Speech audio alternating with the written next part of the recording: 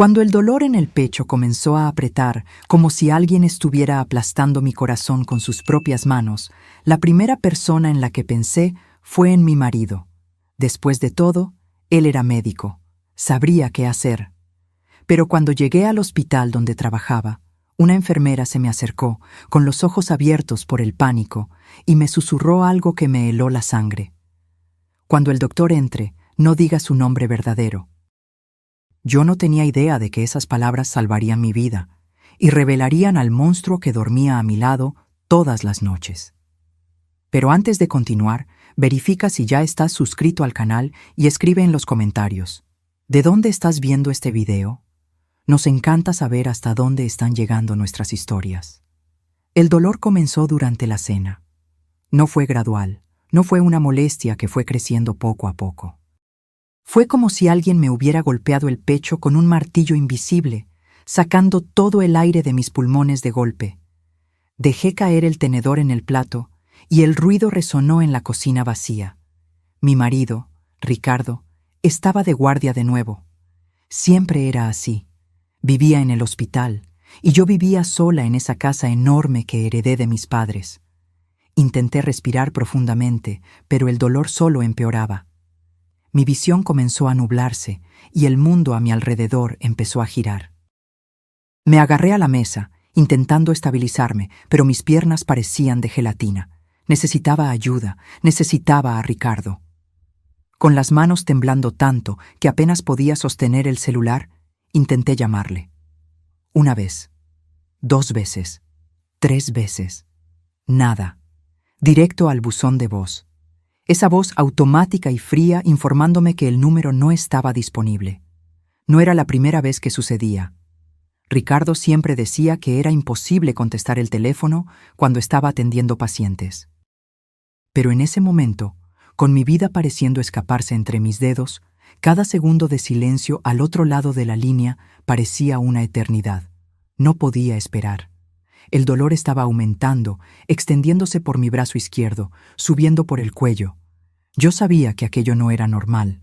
Tomé mi bolso, me arrastré hasta la puerta y pedí un taxi por la aplicación. Mis manos sudaban tanto que tuve que intentarlo 3 veces antes de lograr confirmar la dirección. Hospital Ángeles del Pedregal. El lugar donde trabajaba mi marido, donde estaría segura. El viaje fue una pesadilla. Cada tope, cada frenada brusca, cada curva cerrada parecía amplificar el dolor. El conductor seguía mirándome por el espejo retrovisor, con la preocupación grabada en el rostro. Me imagino que tenía miedo de que me desmayara ahí mismo, en el asiento trasero de su coche. Yo también tenía miedo de eso. Cuando finalmente llegamos al hospital, casi no pude salir del coche sola. El conductor tuvo que ayudarme, apoyándome hasta la entrada de urgencias. Ni siquiera esperé a que se fuera. Simplemente entré tambaleándome por las puertas automáticas, directo a ese mundo de luces fluorescentes, olor a desinfectante y sonidos de monitores pitando. Una enfermera se acercó de inmediato. Tenía el rostro cansado de quien había trabajado un doble turno, pero sus ojos eran amables. Su gafete decía Sofía. Me ayudó a sentarme en una silla de ruedas y comenzó a hacerme preguntas. Mi nombre, mis síntomas, si tenía alguna alergia. Respondí todo mecánicamente, la voz saliendo débil y temblorosa. Mi marido trabaja aquí, logré decir. Doctor Ricardo Flores, es médico general. Por favor, ¿puede llamarlo? Sofía dudó por una fracción de segundo. Fue tan rápido que casi no lo noté, pero estaba ahí. Un destello de algo en sus ojos. ¿Sorpresa? ¿Miedo? No pude identificarlo. Solo asintió y me llevó a una sala de exámenes. La sala era pequeña, rodeada de cortinas verdes descoloridas que ya habían visto días mejores. Sofía me ayudó a acostarme en la camilla estrecha y fría y comenzó a preparar el equipo para medir mi presión. Yo estaba ahí, acostada, intentando controlar la respiración, cuando me di cuenta de que ella seguía mirándome de una manera extraña, como si me conociera, como si supiera algo que yo no sabía. Entonces, sucedió. Sofía se acercó, tan cerca que podía sentir su aliento cálido en mi oído. Sus dedos apretaron mi brazo con urgencia y susurró, tan bajo que apenas la oí. Cuando el doctor entre, no diga su nombre verdadero. Diga que se llama Ana. Cualquier cosa, menos su nombre de verdad. La miré, confundida, el corazón latiendo aún más rápido, si es que eso era posible. ¿Qué? ¿Por qué? No tenemos tiempo, me cortó, los ojos abiertos por el pánico. Confía en mí. Tu vida depende de esto. Antes de que pudiera responder, antes de que pudiera hacer más preguntas, la cortina se abrió bruscamente. Y ahí estaba él, mi marido, Ricardo, vestido con su bata blanca impecable, el estetoscopio colgando del cuello, esa sonrisa confiada que siempre me hacía sentir segura. Pero por primera vez en 5 años de matrimonio, esa sonrisa me dio escalofríos. Ricardo ni siquiera me miró a la cara. Sus ojos estaban fijos en el portapapeles en su mano, verificando algo. Sofía se adelantó, la voz firme y profesional. Paciente ingresó con dolor torácico agudo, disnea y sudoración. Nombre, Ana García, sin seguro. Ricardo asintió, todavía sin mirarme. ¿Presión? 140/90. ¿Temperatura? Normal. Finalmente, levantó los ojos del portapapeles, pero su mirada pasó por mí como si yo fuera solo una paciente más. Ninguna señal de reconocimiento. Ningún destello de preocupación de un marido viendo a su esposa enferma. Nada. Era como si yo fuera una completa extraña. Y fue en ese momento que me di cuenta. Sofía me había puesto una mascarilla de oxígeno en el rostro. Una mascarilla grande que cubría la mayor parte de mis facciones. Mi cabello estaba recogido bajo un pañuelo improvisado. No me parecía en nada a la Fernanda que él conocía. Yo era solo Ana, una paciente cualquiera. Ricardo se acercó a la camilla, pero no con la urgencia de un médico preocupado. Se movió con una calma inquietante, casi perezosa. No revisó mi pulso. No me examinó. No hizo ninguna de las cosas que un médico debería hacer. En su lugar, metió la mano en el bolsillo de la bata y sacó de ahí un frasco pequeño sin etiqueta y una jeringa. Mi sangre se congeló. Eso no estaba bien. Los médicos no andaban con medicamentos en el bolsillo. Los tomaban del carrito de medicamentos, de los estantes identificados, siempre con protocolos estrictos. Pero ahí estaba mi marido, preparando una inyección con un líquido que no sabía qué era, de un frasco que no tenía ninguna identificación. Antes de que pudiera hacer cualquier cosa, el celular en su bolsillo vibró. Ricardo contestó, sosteniendo el teléfono entre el hombro y la oreja mientras continuaba preparando la jeringa, y entonces habló. Y lo que dijo destruyó mi mundo. Sí, Mónica, puedes estar tranquila. El veneno actúa rápido. Parecerá un ataque al corazón natural. Nadie sospechará nada. Se rió bajo, un sonido que me dio náuseas. En cuanto esa tonta muera, toda la herencia será nuestra. Mañana mismo empezamos a liquidar los bienes. Mónica. Estaba hablando con Mónica. La doctora Mónica Díaz, su colega del hospital. La mujer que él siempre decía que era solo una amiga. La mujer que yo había invitado a nuestro último aniversario de bodas, que había apretado mi mano y me había llamado afortunada por tener un marido tan dedicado. Y ahí estaba él, mi marido, hablando de matarme, de envenenar a su propia esposa por dinero. La herencia de mis padres. Era eso lo que quería. Los inmuebles, las acciones, las cuentas bancarias, todo lo que mis padres habían construido durante toda una vida y me habían dejado a mí. Ricardo había planeado todo: casarse conmigo, ganarse mi confianza, esperar el momento justo. Y ese momento era ahora. Lágrimas calientes comenzaron a escurrir por mi rostro, mojando la mascarilla de oxígeno. Quería gritar, quería saltar de la camilla y correr, pero mi cuerpo estaba paralizado, no solo por el dolor físico, sino por el shock absoluto de lo que estaba descubriendo. Ricardo colgó el teléfono y se acercó al suero que Sofía había preparado. Con movimientos precisos y fríos, insertó la aguja en el tubo, inyectando ese líquido transparente que debería ser mi sentencia de muerte. «Deje descansar a la paciente», le dijo a Sofía sin ninguna emoción en la voz. «No permita visitas. Vuelvo en 10 minutos para constatar el deceso». Y entonces salió.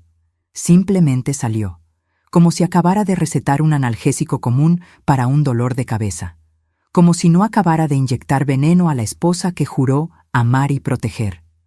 Tan pronto como la cortina se cerró tras él, Sofía se movió con una velocidad impresionante. Me arrancó el catéter del brazo, interrumpiendo el flujo del suero envenenado. Mi mano sangraba un poco, pero ella rápidamente lo detuvo con un algodón. «Respira», susurró, los ojos llenos de lágrimas. «Respira, Fernanda. Vas a estar bien. Cambié el veneno por un sedante ligero antes de que él entrara. Lo que inyectó no te va a matar». La miré sin poder procesar. «¿Cómo sabías?» Sofía me agarró la mano con fuerza. «Tu papá le salvó la vida a mi hija hace 3 años. Pagó la cirugía cardíaca cuando yo no tenía dinero. Nunca olvidé su rostro, y tú eres idéntica a tu mamá». Se secó sus propias lágrimas. Yo ya sospechaba del doctor. Ricardo, desde hace semanas. Oí conversaciones de él con la doctora Mónica en los pasillos, sobre deshacerse de su esposa, sobre la herencia. Cuando ingresaste y vi tu nombre en la pulsera, supe que era hoy, que hoy iba a intentar matarte. Yo estaba en shock, pero Sofía no tenía tiempo para dejarme procesar. Me jaló de la camilla con urgencia, sus dedos finos pero fuertes agarrando mi brazo. «Tenemos que actuar rápido», susurró, mirando nerviosamente hacia la cortina. «Ricardo volverá en 10 minutos esperando encontrarte muerta. Necesitamos hacer que crea que lo logró». «¿Cómo?», logré preguntar, la voz saliendo temblorosa y amortiguada por la mascarilla que todavía cubría mi rostro. Sofía respiró profundamente, como si estuviera a punto de contarme algo terrible. Y lo estaba. «Hay una paciente en la habitación de al lado, una mujer sin identificación, indigente. Falleció hace unos 15 minutos por complicaciones de una enfermedad crónica.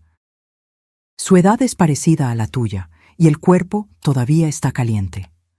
Tardé unos segundos en entender lo que estaba sugiriendo. Cuando lo entendí, sentí que se me revolvía el estómago. «¿Quieres intercambiar nuestra identidad?» «Es la única forma», dijo Sofía, firme. «Yo te pongo su pulsera y la tuya a ella. Ricardo examinará el cuerpo, declarará el deceso y nunca se dará cuenta de la diferencia. Ni siquiera mirará bien la cara.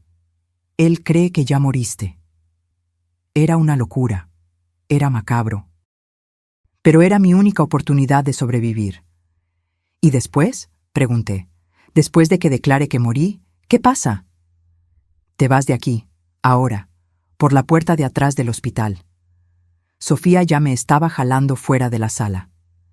«Hay una salida que da al área de descarte de basura y a la cocina comunitaria. Nadie pasa por ahí de noche, y no hay cámaras funcionando en esa parte. Sales, tomas un taxi que ya voy a pedir y desapareces». «¿Pero a dónde voy?» «A mi casa. Es pequeña, pero es segura. Te quedas ahí hasta que yo llegue y veamos qué hacer». Todo estaba sucediendo demasiado rápido. Hace menos de media hora había llegado al hospital pensando que estaba sufriendo un ataque al corazón. Ahora estaba descubriendo que mi marido había intentado asesinarme y que necesitaba fingir mi propia muerte para sobrevivir. Sofía me llevó rápidamente a la habitación de al lado. Ahí estaba ella, la mujer sin nombre. Su cuerpo estaba cubierto por una sábana blanca, pero yo podía ver los contornos. Realmente tenía una complexión física parecida a la mía. Sofía trabajó rápido, quitándome la pulsera de identificación temporal con el nombre Ana García que me había puesto, y sustituyéndola por otra con el nombre de la mujer fallecida. Luego, con cuidado y respeto, puso mi pulsera original, la que decía Fernanda Flores, en la muñeca de la mujer muerta. Miré aquel cuerpo, a aquella mujer que nunca conocí, y que ahora estaba tomando mi lugar en la muerte. Sentí una ola de culpa, de tristeza, de extraña gratitud. «Lo siento mucho», le susurré, aún sabiendo que no podía oírme. «Te prometo que, si sobrevivo a esto, te daré un entierro digno. No serás olvidada». Sofía me puso una sudadera grande, la capucha cubriendo mi cabello y una mascarilla quirúrgica nueva en mi rostro. «Apúrate», me urgió. «Necesitas salir ahora». Seguimos por el pasillo vacío, nuestros pasos amortiguados por el linóleo desgastado. Con cada sonido que oía, el pitido distante de un monitor, voces amortiguadas provenientes de otras salas, mi corazón se disparaba. ¿Y si alguien nos veía? ¿Y si Ricardo aparecía? Pero la suerte, o tal vez el destino, estaba de nuestro lado. Llegamos a la puerta de atrás sin encontrarnos con nadie. «El taxi está esperando al final de esa calle», dijo Sofía, dándome un papel con su dirección. «El conductor es mi primo, puedes confiar en él. Ve directo ahí y no salgas de casa hasta que yo llegue, ¿entendiste?» La abracé fuerte, las lágrimas volviendo a caer. «Gracias, salvaste mi vida». «Tu papá salvó la de mi hija», dijo ella, también llorando. «Ahora estamos a mano». Salí por la puerta y el aire frío de la noche me golpeó el rostro. Corrí por la calle oscura y desierta hasta encontrar el taxi. El conductor, un hombre de mediana edad con rostro amable, solo asintió cuando entré y me llevó sin hacer preguntas. La casa de Sofía era sencilla. Una construcción pequeña en las afueras, pero limpia y acogedora. Me senté en el sofá viejo y desgastado, abrazando mis rodillas, intentando procesar todo. Mi marido había intentado matarme, el hombre con quien compartía la cama, con quien reía, con quien planeaba un futuro. Había inyectado veneno en mis venas sin dudar, pensando solo en el dinero que heredaría. Las horas pasaron borrosas. No pude dormir. Me quedé solo sentada allí, mirando la pared, repasando mentalmente cada momento de los últimos 5 años, buscando señales que debía haber visto, señales del monstruo escondido bajo la máscara del marido perfecto. Cuando el sol comenzó a salir, oí la llave girando en la cerradura. Era Sofía, volviendo de la guardia. Encendió el televisor antiguo de la sala, y ahí estaba él, Ricardo, mi marido. En la pantalla, rodeado de cámaras y reporteros. Estaba llorando, lágrimas genuinas escurriendo por su rostro, la voz embargada de emoción. Anunció a todo el país que su amada esposa, Fernanda Flores, había fallecido de un súbito ataque al corazón en la madrugada. Pidió oraciones, privacidad, comprensión. A su lado, la doctora. Mónica ponía la mano en su hombro en un gesto de apoyo, sus propios ojos fingiendo tristeza. ¡Qué performance! ¡Qué actuación magistral! «Está planeando enterrar el cuerpo rápidamente», murmuró Sofía, mirando la pantalla con repulsión. «Sin autopsia, claro. Con el acta de defunción que él mismo va a firmar, nadie va a cuestionar. Y así, todos los bienes que tus padres dejaron van a parar a sus manos». Pero había un problema, un detalle que Ricardo no sabía. Los bienes de mi familia no estaban en cuentas simples que pudieran ser accedidas con un acta de defunción. Mi padre, siempre cauteloso, había estructurado todo a través de un fideicomiso complejo, con acceso controlado por biometría. Específicamente, por la lectura de mi retina. Sin mí viva para autorizar, Ricardo no podría tocar ni un solo centavo, y yo necesitaba garantizar que él nunca descubriera eso, al menos no hasta que yo estuviera lista para contraatacar. «Necesito ayuda», le dije a Sofía. «Conozco a alguien, un abogado de la familia, el licenciado Javier. Fue amigo de mi padre por décadas. Necesito hablar con él». Sofía asintió. «Voy a conseguirte un teléfono seguro». «Pero Fernanda, ¿estás segura de esto? Una vez que contactes a alguien, siempre hay riesgo de ser descubierta». «Lo sé», respondí, sintiendo una determinación nueva creciendo dentro de mí. El dolor, el shock, la tristeza. Todo todavía estaba ahí, pero algo más estaba naciendo. Algo frío, algo poderoso. Pero no me voy a esconder para siempre. Voy a destruir a Ricardo. Voy a hacer que pague por todo. 3 días después de mi muerte, estaba sentada en un elegante despacho en el centro de la ciudad. El licenciado Javier, el viejo abogado de la familia, estaba sentado detrás de una mesa de caoba maciza, mirándome como si estuviera viendo un fantasma. Y, en cierta forma, lo estaba. «Fernanda», susurró, todavía en shock. «Vi tu funeral por la televisión». «¿Cómo?» Le conté todo. Cada detalle sórdido, el veneno, la traición, el plan de Sofía, el intercambio de identidad. El licenciado Javier se puso más pálido con cada palabra, sus puños se cerrando con rabia sobre la mesa. «Ese maldito», gruñó. «Ese canalla. Nunca me gustó, ¿sabes? Desde el primer día que lo trajiste a conocer a tu padre. Había algo falso en él, pero tú estabas tan enamorada». «Fui una tonta», murmuré. «No, eras una mujer enamorada, y él era un sociópata convincente». El licenciado Javier abrió su laptop, pero cometió un error fatal. No sabía sobre la estructura del fideicomiso.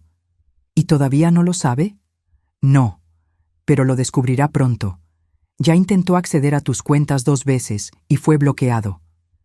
Me imagino que pronto se pondrá en contacto conmigo, intentando descubrir cómo liberar los fondos. Un plan estaba comenzando a formarse en mi mente. Un plan arriesgado, pero potencialmente perfecto. «Licenciado Javier, necesito que me ayude con algo. Algo grande». Se inclinó hacia adelante, los ojos brillando con interés. «Lo escucho». «Necesito una nueva identidad, documentos, historial, todo, y necesito acceso a los fondos». «¿Para qué?» «Para hacer que Ricardo crea que hay otra heredera, alguien que él puede manipular como me manipuló a mí, y cuando muerda el anzuelo». Sonreí fríamente. «Voy a destruirlo». El licenciado Javier se quedó en silencio por un momento, procesando. Luego, una sonrisa lenta se extendió por su rostro. «Tu padre estaría orgulloso, siempre decía que tenías el mismo fuego que tu madre tenía». Trabajamos por horas, montando la identidad perfecta. Yo sería Isabel Torres, una empresaria exitosa de Monterrey que había hecho fortuna en el mercado financiero. Sofisticada, poderosa, rica. Exactamente el tipo de mujer que alguien como Ricardo adoraría seducir. «Pero hay otra cosa», dijo el licenciado Javier, serio. «Para que esto funcione, necesitas cambiar completamente. No solo el nombre, sino la apariencia, la forma de hablar, todo. Ricardo no puede reconocerte de ninguna manera». Tenía razón. En los días siguientes pasé por una transformación completa. Corté mi cabello largo, que Ricardo siempre decía amar, en un corte corto y moderno. Cambié el color de castaño claro a un rubio platinado atrevido. Aprendí a hacerme un maquillaje completamente diferente al que solía usar. Más dramático, más audaz, con delineador marcado y labial rojo fuerte. Hasta mi postura cambió. Fernanda era dulce, sumisa, gentil. Isabel era confiada, autoritaria, intimidante. Practiqué por horas frente al espejo, cambiando mi voz, haciéndola más grave y controlada. Estudié etiqueta empresarial, aprendí a hablar con autoridad, a dominar una sala solo con mi presencia. 2 meses después estaba irreconocible. Hasta Sofía tardó unos segundos en reconocerme cuando aparecí en la puerta de su casa, vistiendo un traje de diseñador y tacones altos. «Dios mío», susurró, «te ves poderosa». «Porque lo soy», respondí, y por primera vez en meses sentí que eso era verdad. El licenciado Javier había hecho su parte. A través de una red compleja de empresas fantasma e inversiones estratégicas, había creado un historial completo para Isabel Torres. Y más importante, había esparcido rumores sutiles en el círculo médico sobre una inversionista rica que estaba interesada en adquirir hospitales con problemas financieros. Hospitales como el Hospital Ángeles del Pedregal, el lugar donde trabajaba mi marido. El hospital estaba pasando por una crisis. Casos de negligencia médica estaban saliendo a la luz, pacientes estaban demandando, y los inversionistas estaban saltando del barco. En 6 meses, el lugar estaría en bancarrota, a menos que alguien con suficiente dinero apareciera para salvarlo. Alguien como Isabel Torres. La reunión fue programada para un martes por la tarde. Entré a la sala de conferencias del hospital como si fuera dueña del lugar, porque pronto lo sería.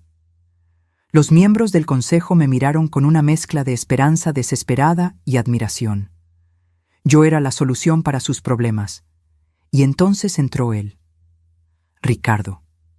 Mi marido. El hombre que había intentado matarme. Estaba diferente. Más flaco, con ojeras profundas.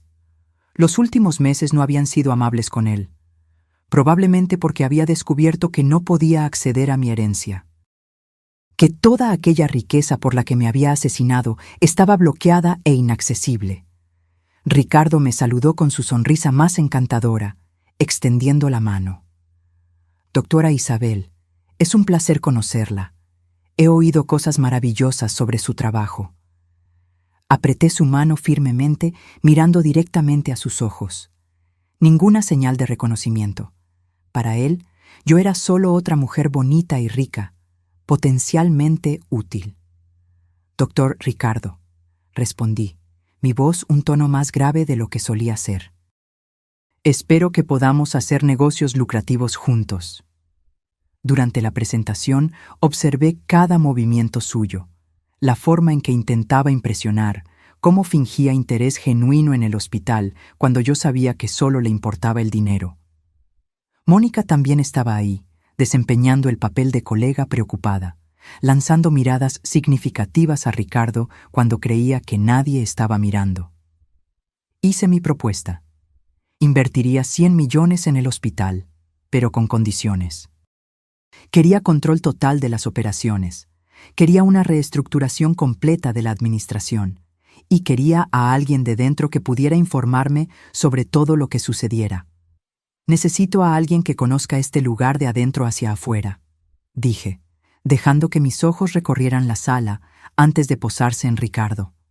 Alguien dedicado, comprometido, alguien que esté disponible 24 horas al día, 7 días a la semana, para garantizar que mi inversión esté segura. Vi a Ricardo enderezarse en la silla, los ojos brillando con interés. Lo quiero a usted, doctor Ricardo, continué, como mi asistente personal durante esta transición. A cambio, su sueldo se duplicará y todas sus deudas personales, que sé que existen, serán temporalmente suspendidas. Era una oferta que él no podía rechazar. Y más importante, era una trampa que él no veía. Ricardo aceptó inmediatamente, sin siquiera consultar a Mónica. Vi la expresión de ella cambiar, un destello de celos, de inseguridad. Perfecto, ya estaba plantando las semillas de la discordia entre ellos. Excelente, dije, sonriendo fríamente. Entonces comenzamos mañana. Y doctor Ricardo, no me decepcione. Cuando la reunión terminó y todos salieron, me quedé sola en la sala por un momento. Miré por la ventana hacia la ciudad allá abajo, hacia el mundo que seguía girando, ajeno al drama que estaba a punto de desatarse. Ricardo creía que había encontrado a su próxima víctima, una mujer rica y poderosa que él podría manipular, seducir y eventualmente robar. Pero él no sabía que la víctima era el depredador, y que el juego que él creía que estaba comenzando ya había sido ganado por mí. Los primeros días como jefa de Ricardo fueron deliciosos de una manera sádica. Yo lo hacía correr de un lado a otro del hospital, buscando documentos triviales, verificando existencias, permaneciendo de pie durante reuniones largas mientras yo me sentaba cómodamente. Pequeñas humillaciones que se iban acumulando. Pero la verdadera tortura era psicológica. Instalé cámaras ocultas en su oficina, en el vestuario, incluso en su coche. Con la ayuda de Sofía y de un técnico de confianza del licenciado Javier, transformé la vida de Ricardo en un reality show particular. Y lo que vi me dio aún más munición. Ricardo y Mónica discutían constantemente. El dinero que esperaban nunca había llegado, y la tensión estaba destruyendo su relación. Él la culpaba por haberlo convencido de matar a su esposa. Ella lo culpaba por no haber planeado mejor. Era hermoso de ver. Pero yo necesitaba más. Necesitaba la confesión completa, en video, de ambos. Necesitaba algo que fuera tan innegable que ningún abogado, por más caro que fuera, pudiera refutar. Fue entonces cuando comencé la fase 2 del plan. Doctor Ricardo, lo llamé a mi oficina una tarde. Necesitamos hablar sobre algo personal. Vi el interés encenderse en sus ojos. Claro, creía que yo estaba cayendo en sus encantos. Estoy buscando a alguien, dije, ajustándome los lentes de diseñador. Una mujer. Su nombre era Fernanda Flores. Ricardo se congeló.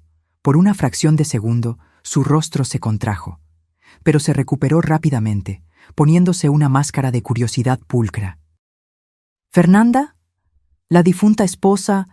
Espera, ¿usted la conocía? De cierta forma. Me acerqué a él, caminando lentamente alrededor de su casa, como un depredador circulando a su presa. Verá, yo estaba haciendo algunas inversiones con su familia, y recientemente descubrí algo interesante. ¿Qué? Su voz salió un poco tensa. Fernanda tenía una hermana gemela. Los ojos de Ricardo se abrieron. ¿Qué? Eso es imposible, yo... ¿Usted qué? Pregunté inocentemente. ¿Estaba casado con ella y nunca lo supo? ¿Qué marido tan interesante era? Tragó saliva, intentando recuperarse. Yo solo estoy sorprendido. Ella nunca mencionó una hermana. Porque la familia lo ocultó. Cuestiones de herencia, ya sabe cómo es. Me senté en el borde de la mesa, cruzando las piernas. La hermana gemela de Fernanda, Regina, está volviendo a la ciudad y tiene la otra mitad de la llave para acceder a la fortuna familiar. Vi la avaricia encenderse en sus ojos. Era casi palpable. Verá, continué. El fideicomiso familiar exigía acceso biométrico de ambas hijas. Fernanda tenía una mitad y su hermana gemela la otra. Ahora que Fernanda está... muerta. Hice una pausa, observándolo retorcerse.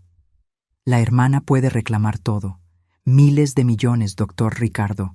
Estamos hablando de miles de millones. ¿Y por qué me está contando esto?, preguntó, intentando sonar casual, pero fallando miserablemente. Porque la hermana gemela es ingenua, frágil, exactamente como lo era Fernanda. Fácil de influenciar. Sonreí. Y pensé que tal vez usted, con su experiencia en ganarse la confianza de las mujeres de la familia Flores, podría ayudarme. Era un anzuelo tan obvio, tan transparente, pero la avaricia vuelve estúpida a la gente. Y Ricardo mordió. ¿Cuándo llega?, preguntó, los ojos brillantes. En 2 semanas. Se hospedará en el Hotel Presidente Intercontinental, habitación 805. Pensé que le gustaría saber. Ricardo apenas pudo ocultar su entusiasmo. Tan pronto como salió de mi oficina, probablemente ya estaba planeando cómo seducir a la hermana gemela imaginaria. Pero había un problema con su plan. La hermana gemela no existía. ¿Y la habitación 805 del hotel? Era mía, equipada con cámaras de última generación y un sistema de grabación de audio profesional. 2 semanas después, Ricardo apareció en el hotel.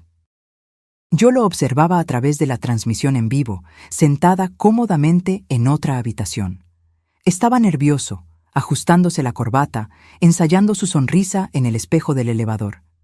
Llamó a la puerta de la habitación 805, y cuando la puerta se abrió, a quien vio fue exactamente a quien esperaba. Una mujer parecida a Fernanda, pero con un toque de inocencia extra, vestida de forma sencilla, con los ojos abiertos por la sorpresa. Era una actriz que el licenciado Javier había contratado. Una profesional, y era perfecta. «¿Doctor Ricardo?», dijo con voz tímida. La doctora Isabel dijo que usted podría ayudarme con algunos asuntos relacionados con la herencia de mi hermana. Ricardo entró en la habitación, encendiendo todo su encanto. Yo observé, asqueada, mientras él usaba las mismas tácticas que probablemente había usado conmigo. Los cumplidos, la atención fingida, la falsa preocupación. Pero la actriz estaba preparada. Ella lo llevó exactamente a donde queríamos. Comenzó a hacerle preguntas sobre Fernanda, sobre cómo murió, sobre el acceso a los fondos. Y entonces Ricardo cometió su error fatal. Creyendo que estaba solo con una mujer ingenua y confiable, creyendo que estaba creando a su próxima víctima, comenzó a presumir. Sobre lo inteligente que había sido, sobre cómo había planeado todo perfectamente, sobre cómo el veneno no dejó rastros. Tu hermana era demasiado dulce para este mundo, dijo, con una falsedad que me dio náuseas. Pero entre tú y yo, estaba en el camino, su dinero, ahora tuyo, estaba atrapado en burocracias. Yo solo aceleré el proceso. ¿Usted la mató?, preguntó la actriz, fingiendo shock, pero manteniendo la cámara oculta en el broche del vestido, apuntando directamente hacia él. Ricardo dudó, dándose cuenta de que tal vez había dicho demasiado. Pero entonces la avaricia habló más alto. Si lograba ganarse la confianza de la hermana gemela, el dinero sería suyo. Fue necesario, dijo, encogiéndose de hombros. Y fue limpio. Veneno que simula ataque al corazón. Mónica lo consiguió para mí. Nadie sospechó nada. Listo. Confesión completa. En video de alta definición, con audio cristalino. Pero yo no estaba satisfecha. Quería más. Quería a Mónica también. ¿Mónica?, preguntó la actriz. ¿Su colega? Ex-colega. Ex-amante también, de hecho. Ricardo se rió amargamente. Creíamos que sería fácil. Matar a Fernanda, tomar el dinero, vivir felices para siempre. Pero la tonta había estructurado todo de una forma tan complicada que ni siquiera pudimos acceder a un centavo. Meses de planeación, un asesinato perfecto y todo para nada. Pero ahora que yo estoy aquí, sugirió la actriz. Ahora es diferente. Ricardo se acercó a ella, el depredador volviendo a la superficie. Contigo a mi lado, podemos tomarlo todo. Yo sé cómo funcionan estas cosas. Confía en mí. Confiar en él. Las mismas palabras que me dijo en el altar, en nuestra boda. Las mismas palabras que yo, ingenua, había creído. La actriz envió un mensaje codificado, nuestra señal de que necesitaba salir. Le dijo a Ricardo que necesitaba pensar sobre todo eso, que era demasiado para procesar. Él estuvo de acuerdo, pero no sin antes intentar programar otra cita. Cuando ella salió de la habitación y me encontró en el pasillo, yo estaba temblando. No de miedo, sino de rabia. Pura y simple rabia. ¿Lo grabaste todo?, pregunté. Ella mostró el broche. Cada palabra, cada expresión, es prueba suficiente para condena. Pero había una parte más del plan, la parte más deliciosa. Es hora de que Mónica sepa, dije con una sonrisa fría, que su examante está intentando reemplazarla. Enviar el video de la confesión de Ricardo a Mónica fue sorprendentemente fácil. El licenciado Javier creó un perfil anónimo y le envió el archivo con un mensaje simple. Pensé que deberías saber con quién te estás metiendo. La reacción de Mónica fue inmediata y explosiva. A través de las cámaras que había instalado en el hospital, asistí en tiempo real cuando ella confrontó a Ricardo en el vestuario médico. La discusión fue épica. Ella gritaba, acusándolo de traición, de querer reemplazarla.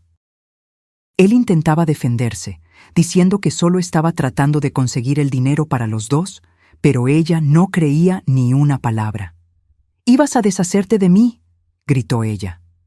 «Después de todo lo que hicimos, después de que yo consiguiera el veneno, después de que yo te ayudara a planear todo, ibas a cambiarme por esa supuesta hermana gemela».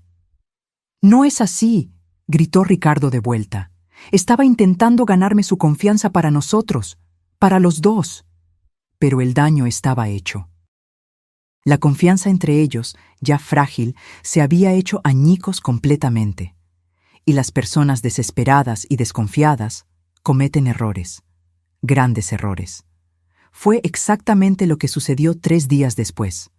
Mónica, cegada por los celos y la paranoia, decidió que si ella no podía tener a Ricardo, nadie podría. Y más importante, si había alguna posibilidad de que ella tomara el dinero, necesitaba eliminar a la competencia. Necesitaba eliminar a Isabel Torres.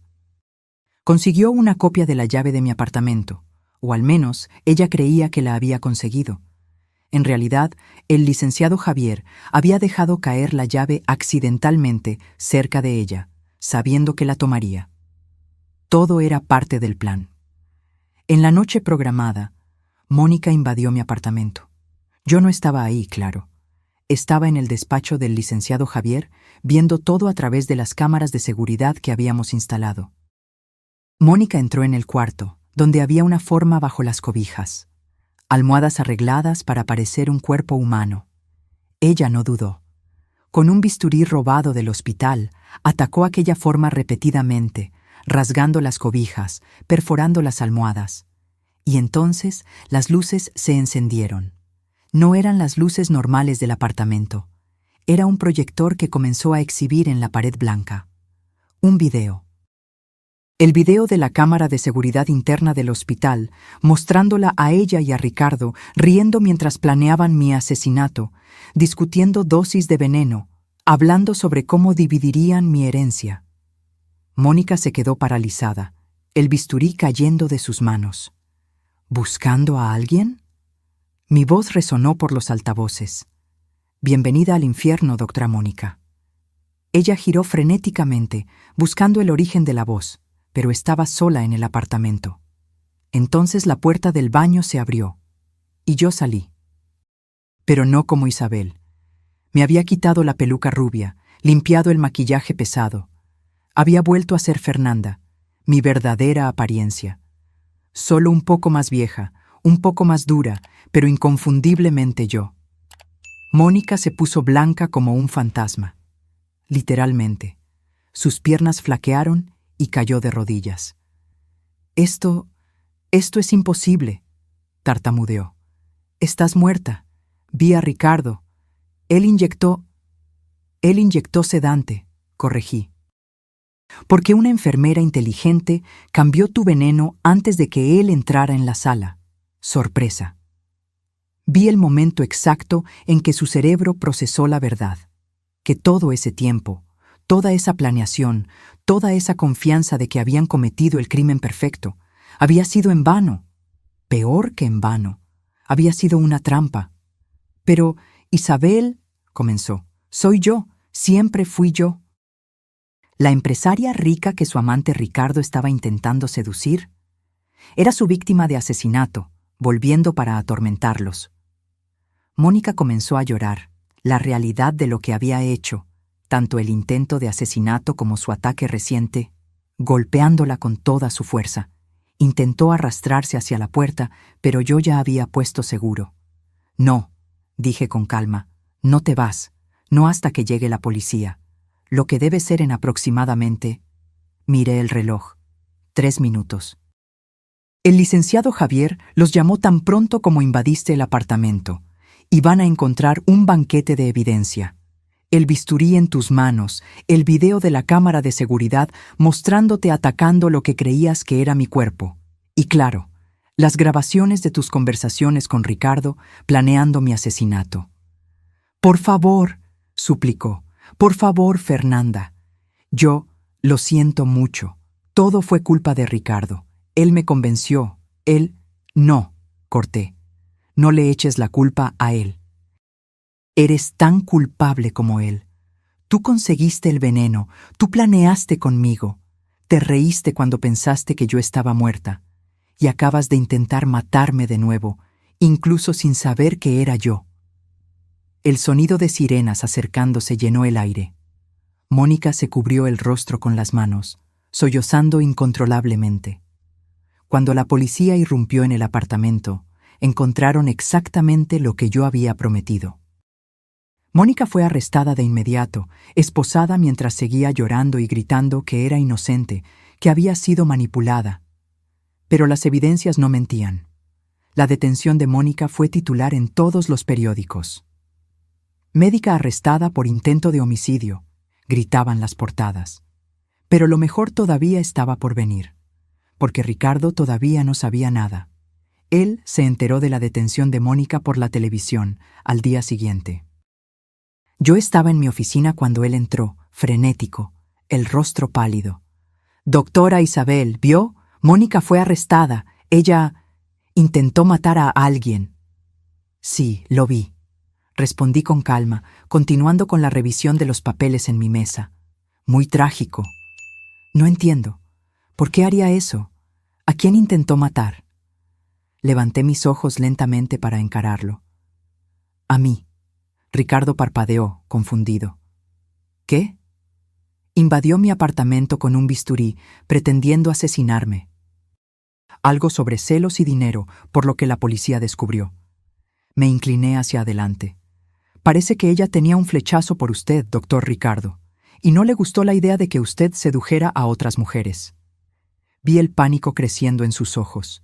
Estaba comenzando a conectar los puntos, dándose cuenta de que el cerco se estaba cerrando. Yo no sabía», tartamudeó. «Está loca, completamente loca. Apenas la conocía, éramos solo colegas». «Mentiroso». La palabra salió como un latigazo. Ricardo se congeló. «¿Cree que no lo sé?», continué, mi voz volviéndose cada vez más fría. «¿Cree que no descubrí todo? ¿El amorío, el plan, el veneno?» «No sé de qué me está hablando». «Fernanda Flores». Dejé que el nombre flotara en el aire entre nosotros. «Su esposa, la mujer que usted asesinó por dinero». Ricardo se puso blanco. «¿Cómo usted? ¿Quién le dijo?» «Nadie tuvo que decirme». Me levanté, caminando lentamente alrededor de la mesa en dirección a él. «Porque yo soy Fernanda». Vi el momento exacto en que él entendió. El shock, el horror, la incredulidad, todo pasando por su rostro en rápida sucesión. Sus piernas cedieron y cayó en la silla detrás de él. «Esto es imposible», susurró. «Estás muerta. Yo vi el cuerpo». «No era mi cuerpo», dije simplemente. Era el de una mujer que realmente murió esa noche. Una mujer a quien di un entierro digno después, cumpliendo la promesa que le hice. Pero usted nunca verificó bien, ¿verdad? Tan confiado en su plan perfecto, tan ansioso por poner sus manos en el dinero, que ni siquiera miró bien la cara. Ricardo comenzó a hiperventilar. Pero Isabel, nunca existió. Era solo yo, todo el tiempo, observándolo, manipulándolo, haciendo que se enterrara cada vez más hondo. Me quité mis lentes de diseñador, limpié el maquillaje pesado con un pañuelo, quité la peluca rubia. ¿Me reconoce ahora? Él me miró fijamente y yo vi el reconocimiento final suceder. Su esposa, la mujer que había jurado amar, la mujer que él había intentado matar. ¿Por qué?, logró preguntar, la voz quebrándose. ¿Por qué hacer todo esto? Podrías haber ido directo a la policía. ¿Y dejarlo escapar con una sentencia leve? Alegando que fue crimen pasional, que Mónica lo manipuló, que usted estaba arrepentido. Me reí fríamente. No. Yo quería que sintiera cada momento de lo que yo sentí. La traición, el miedo, la humillación. Quería que usted supiera lo que es ser usado, manipulado, desechado.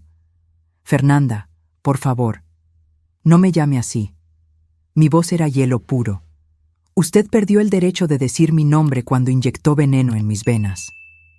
La puerta de la oficina se abrió. El licenciado Javier entró, seguido por 2 policías. «Doctor».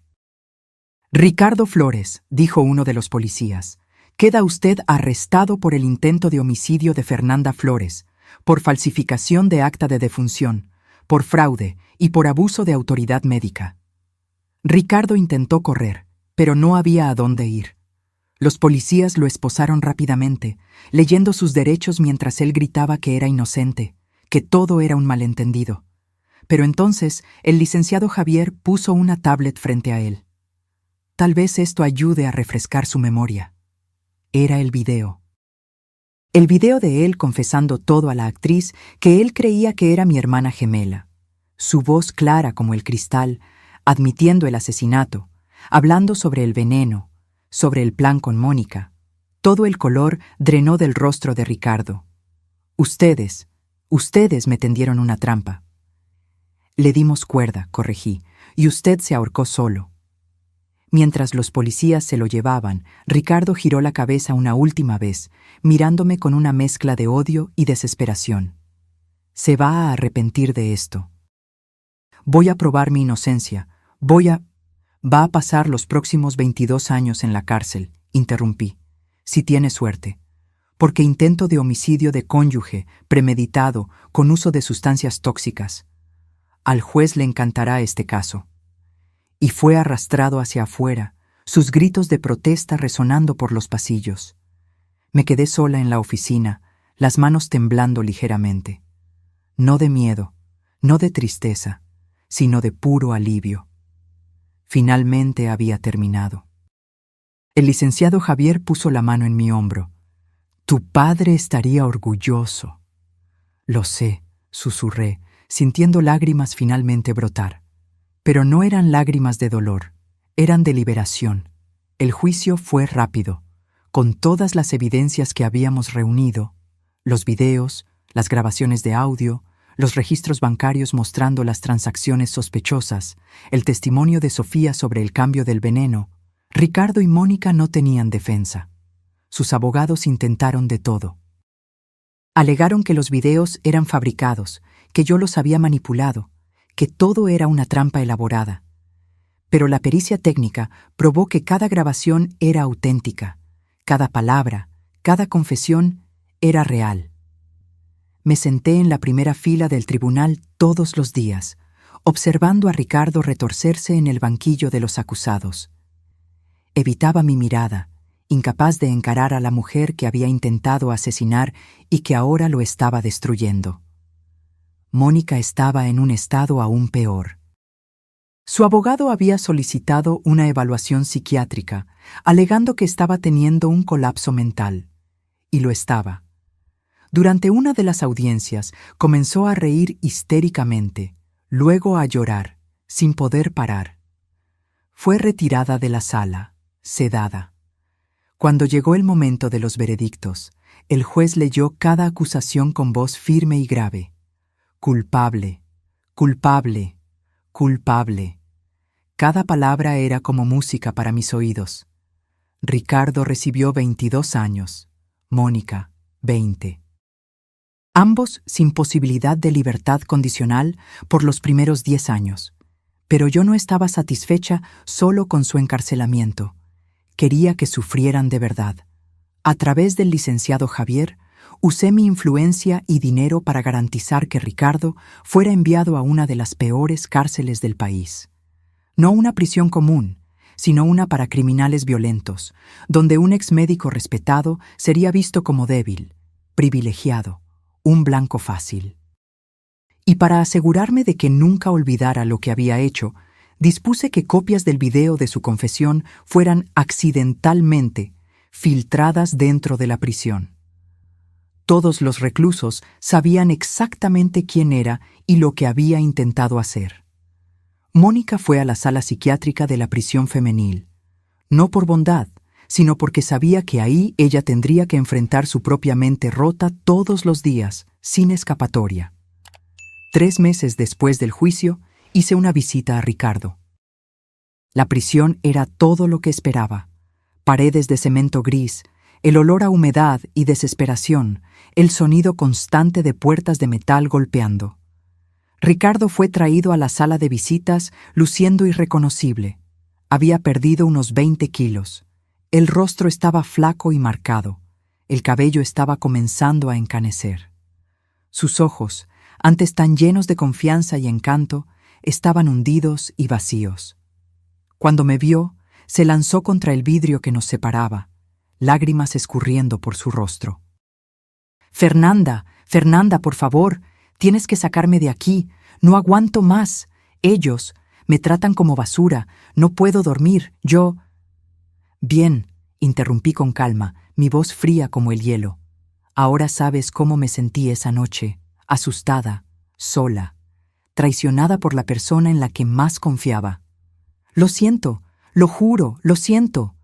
Fue un error, fue la avaricia, no estaba pensando bien. Perdóname, por favor. ¿Perdonarte? Me reí sin humor. No, no vine aquí para ofrecerte perdón, Ricardo. Vine para darte esto. Saqué de mi bolso un papel cuidadosamente doblado y lo presioné contra el vidrio. Era una cuenta, una lista detallada de todos los costos financieros, emocionales y psicológicos que él me causó durante nuestro matrimonio y con su intento de asesinato. Esto es lo que me debes, expliqué. Cada comida que te pagué, cada cuenta que cubrí, cada terapia que necesité tomar para superar el trauma. Sumando todo, incluyendo intereses y compensación por daños morales, da unos 3.000 millones. Sus ojos se abrieron en shock. Obviamente no tienes cómo pagar, así que pagarás de otra forma. Con cada día que pases en esa celda, con cada momento de sufrimiento, considéralo como un abono de tu deuda conmigo. Eres un monstruo, susurró. No, corregí. Tú eres el monstruo, yo soy solo la consecuencia. Me levanté para irme, pero me detuve en la puerta. Ah, y Ricardo, me aseguré de que nunca recibas reducción de pena por buen comportamiento. Tengo conexiones, así que disfruta tus próximos 22 años, porque los vas a cumplir cada segundo.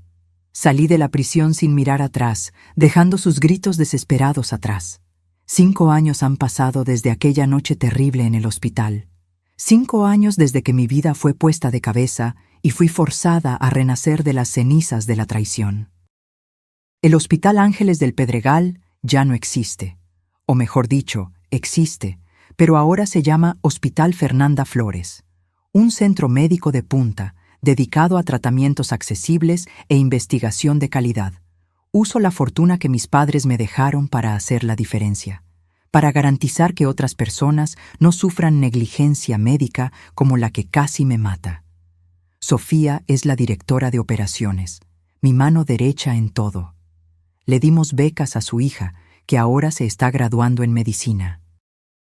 Quiere ser cardióloga, para ayudar a otros como ella fue ayudada. En cuanto a la mujer sin hogar que salvó mi vida al tomar mi lugar en la muerte, cumplí mi promesa. Le di un entierro digno, con flores, música y una lápida bonita en el cementerio municipal.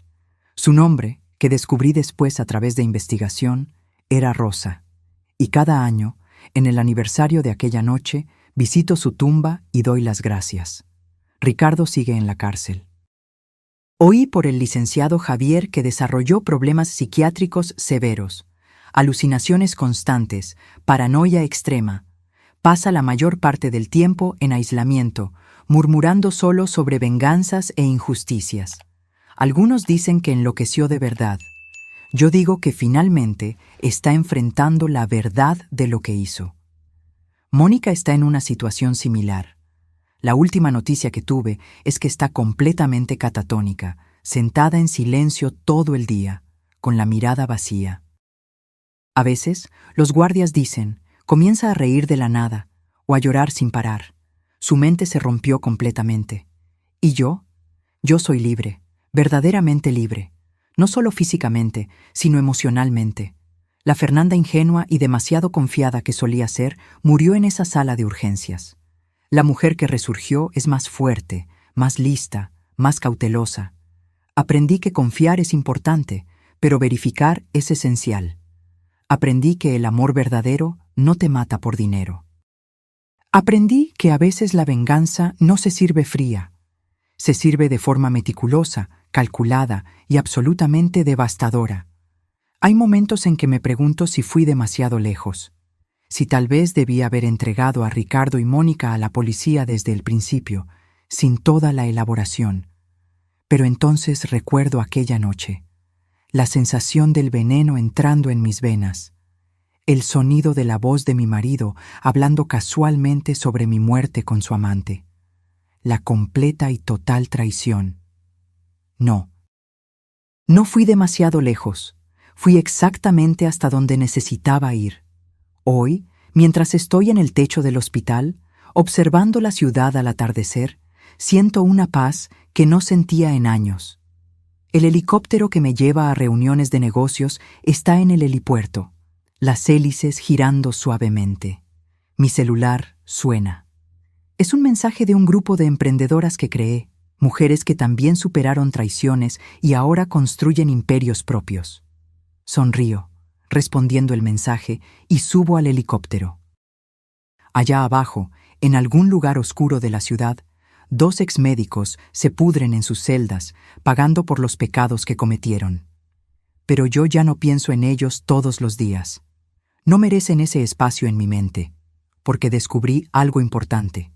La mejor venganza no es destruir a tus enemigos de golpe, es construir una vida tan buena, tan exitosa, tan llena de propósito y alegría, que ellos mueran lentamente de envidia, arrepentimiento y de la conciencia de lo que perdieron.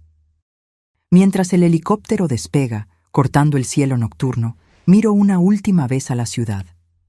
En algún lugar allá abajo hay otras mujeres pasando por lo que yo pasé, siendo traicionadas, manipuladas, desechadas. Para ellas les dejo este mensaje: no sean víctimas, sean vengadoras, no lloren, planeen, no se sometan, renazcan. Porque a veces, fingir tu propia muerte no es el final de tu historia, es solo el comienzo.